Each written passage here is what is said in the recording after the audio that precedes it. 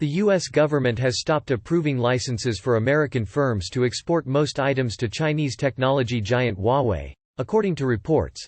It comes as the Biden administration continues to tighten its rules on exports of U.S. technology to China. Washington has previously accused Huawei of being a threat to U.S. national security and of working with the Chinese Communist Party. The company and the Chinese government have repeatedly denied the allegations. The U.S. Commerce Department has told some American firms that it would no longer issue licenses for U.S. technology exports to Huawei, according to the Financial Times, which first reported the story.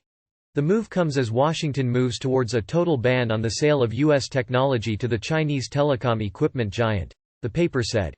Working closely with our interagency export controls partners at the Departments of Energy, Defense and State, we continually assess our policies and regulations and communicate regularly with external stakeholders, a U.S. Commerce Department spokesperson told the BBC.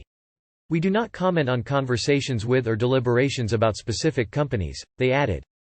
Huawei declined to comment on the reports.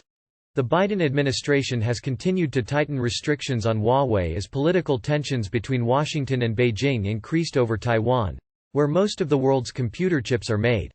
In October, U.S. Undersecretary of Commerce for Industry and Security Alan Estevez said, "The threat environment is always changing.